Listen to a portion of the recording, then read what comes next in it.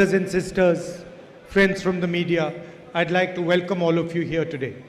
I'd like to thank everybody in the UDF family, the workers, the leaders, all our supporters for the tremendous hard work that they did during the election. I'd also like to thank all the voters who supported us. Many people who are in the LDF supported us, so I'd like to thank every single person who supported me in my candidature. When we began the election, the media which supports the BJP said that they would get 400 seats. In Hindi, the Prime Minister was saying 400 par. All their senior leaders were saying 400 par, 400 par. After 1 month, they started saying 300 par, 300 par. After some time, 200 par, 200 par. And everybody saw the result of the election. This was not a normal election. The India Alliance had the entire media against them. The CBI, the ED, the Enforcement Directorate, the entire administration was against us. The Election Commission designed the election to suit the Prime Minister's needs. Months of campaigning and the final election in Varanasi. The plan was a big drama where in the end the Prime Minister's election would take place in Varanasi.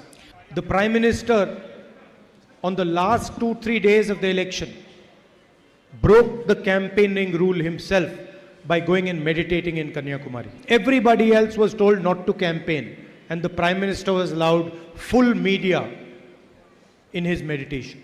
And after all this effort, the Prime Minister barely escaped losing in Varanasi. In fact, the BJP lost in Ayodhya. They lost in Uttar Pradesh. And they lost because they were attacking the very idea of India. In our constitution, India is called a union of states.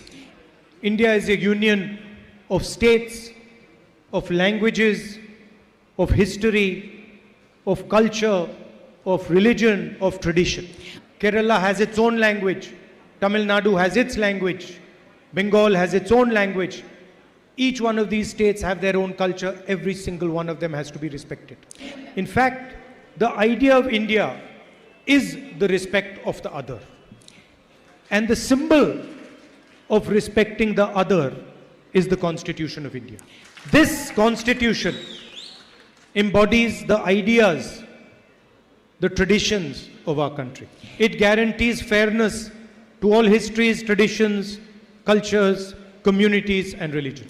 Over the last 10 years, the BJP has attacked the Constitution. They attack the Constitution when they make one community fight with another community. They attack the Constitution when they try to impose one idea, one language, one culture on this country. Before this election, BJP leaders clearly stated that they will destroy this Constitution, change this Constitution, throw this Constitution in the rubbish bin. The whole idea of 400 par was to change the Constitution of India. The 20th century is a visual century. Century of images, of television, of pictures. So it is quite appropriate that after saying that they will change the Constitution, the Prime Minister was seen doing this to the Constitution of India. So India gave a very clear message to the Prime Minister of India. You cannot touch the Constitution of this country. And the truth is that what we have today is a crippled government. A government that has been beaten so badly by the Indian alliance that it cannot walk straight.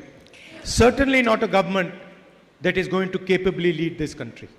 The India alliance and the Congress party has also completely destroyed the idea of Mr. Narendra Modi. Today, the Narendra Modi you see is a completely different Narendra Modi than before the elections. The people of Wayand supported me throughout the last 5 years.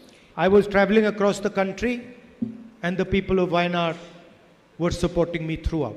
I was being interrogated by the ED for 55 hours. The people of Wayand were supporting me throughout.